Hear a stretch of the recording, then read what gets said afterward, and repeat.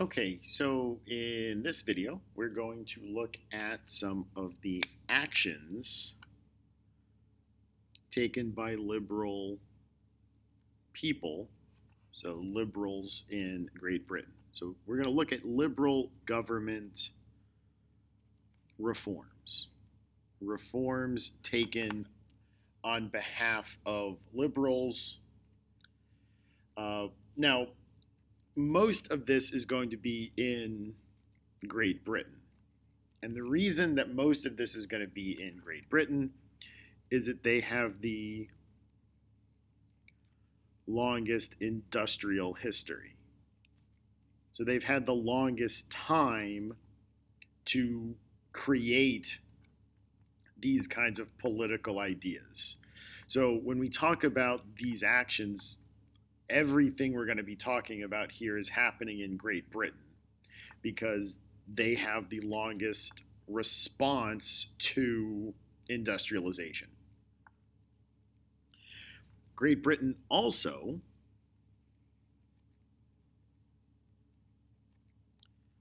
has the longest history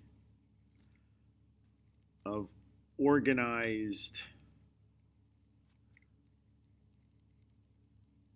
political actors that we might consider to be political parties. And we're going to see the creation of two of them here. So these go back to the Glorious Revolution.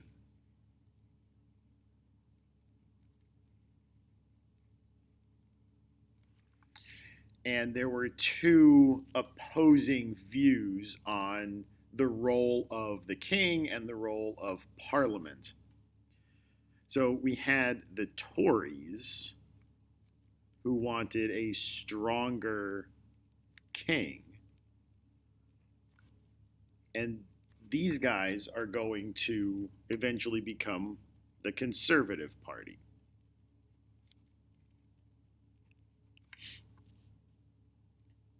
And the other group, called the Whigs, wanted a stronger parliament. Now, eventually, these guys will create the Whig Party, which is generally in favor of limits on the executive, a stronger parliament, and then the Whig Party will eventually become the Liberal Party. So when we're talking about this, when we're talking about like a conservative prime minister or a liberal prime minister, it's because that prime minister has a majority in parliament from the Conservative Party or from the Liberal Party.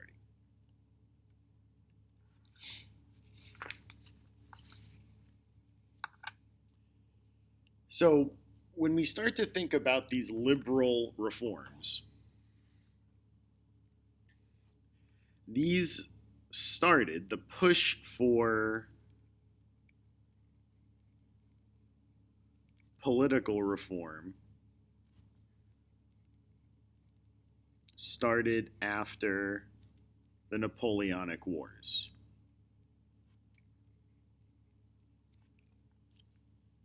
Things had quieted down, and now that the dust had settled, people could see where there were needs to fix things. And the key turning point, the thing that actually prodded the British to start reforming their political system, happened in 1819. So in 1819, this is going to happen in Manchester, which is kind of thought of as the founding spot of the Industrial Revolution. A group of peaceful protesters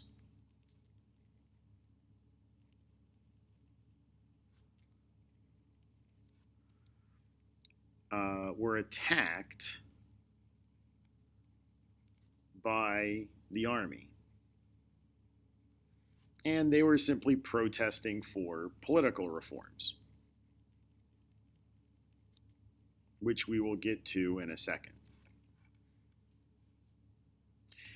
They were attacked by the army. Several dozen were killed, several hundreds were injured, and this became known as the Peterloo Massacre. The reason it's called Peterloo is because it happened at a place called St. Peter's Field. And Peterloo was a kind of sarcastic response because a group of peaceful protesters were attacked by the army. And the idea was that they were just as dangerous as Napoleon's army, hence Peterloo, like Waterloo. They were attacking, the press was attacking the army for having attacked a bunch of peaceful protesters. So they're making a sarcastic response there. And that's what this becomes known as, the Peterloo Massacre.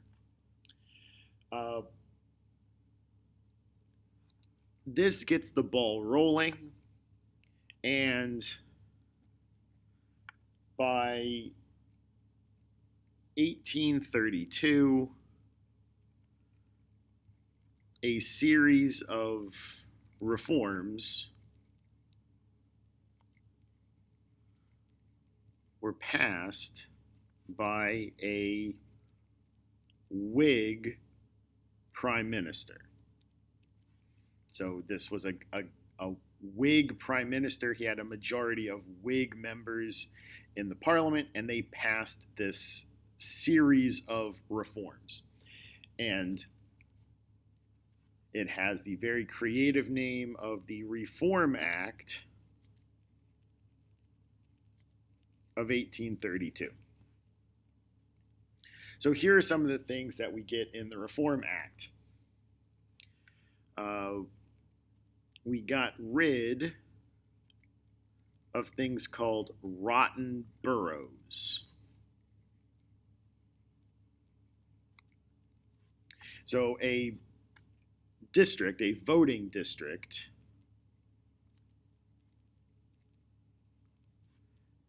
is called a borough. These hadn't been looked at or changed in hundreds of years. So a rotten borough was a voting district, or a borough, with very few people actually living in it.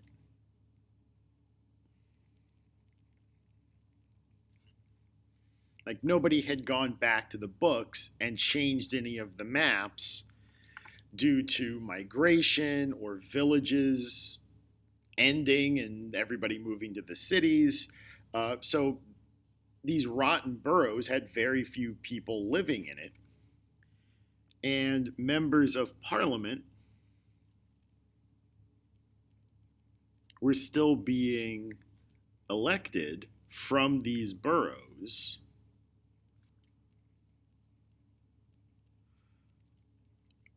But the member of parliament only represents,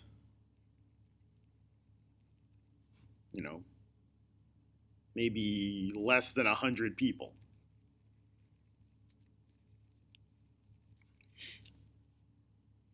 And often, the member of parliament would just buy their votes.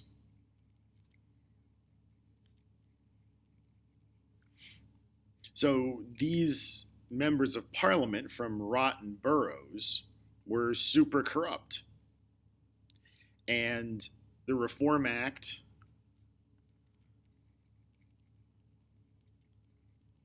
redrew these boundaries.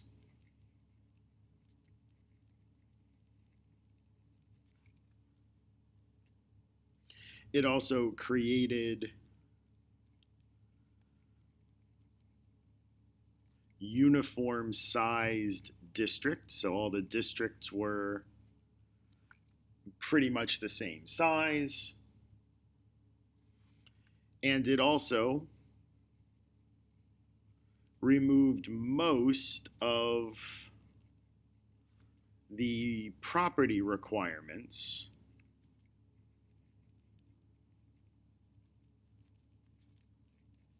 for voting. So really only the poorest men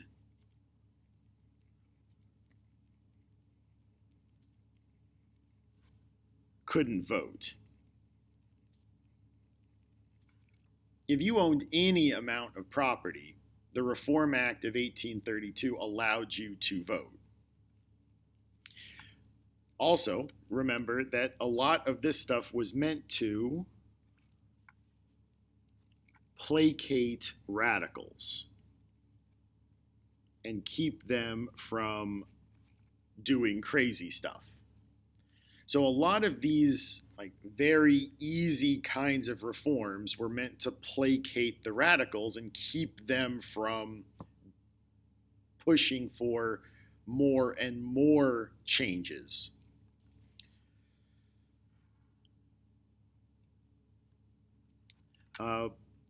As we move farther into the 19th century, and we discussed in our previous video,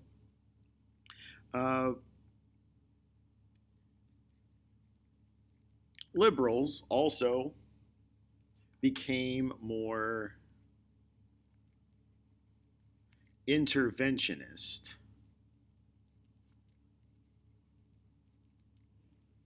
in politics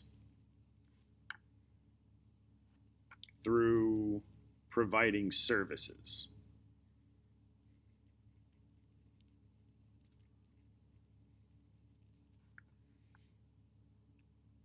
So, I mean, think about it like this. As more people become represented in politics,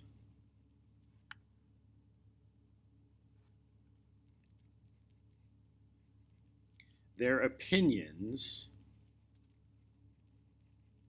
matter more. And if they want government services, then the government will provide services.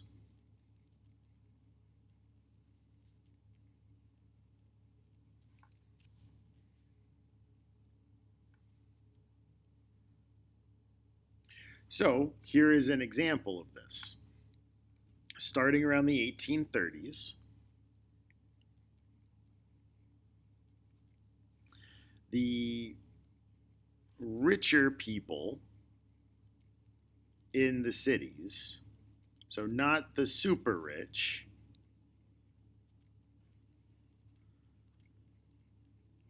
just the regular middle class, who are now able to vote,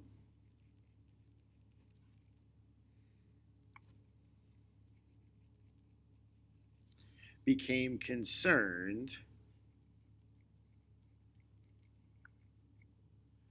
with the number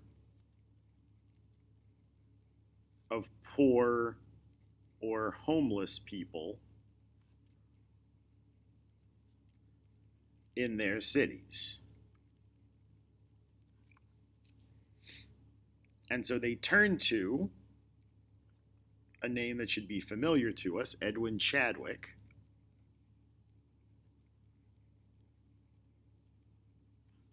who solved the poop in the water problem.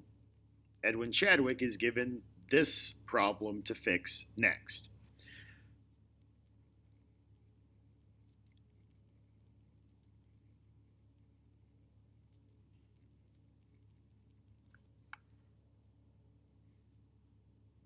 So the solution was the Poor Law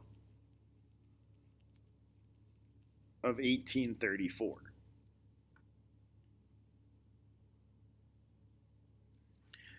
And what the poor law did was provide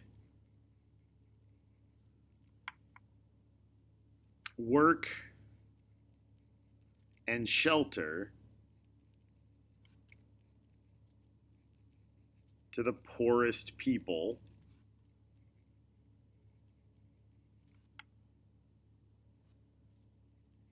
in these cities, which is a good thing. But it was also purposefully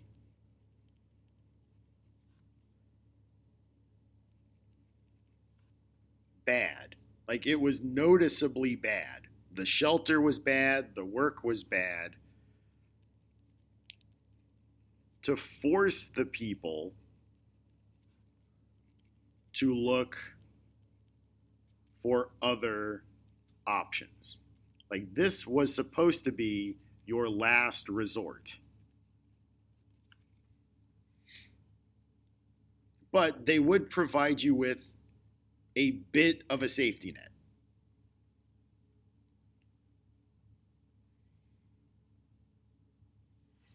Also, around this time,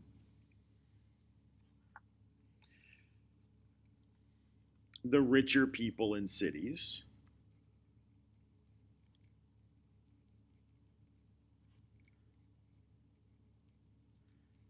begin to worry about all the poor people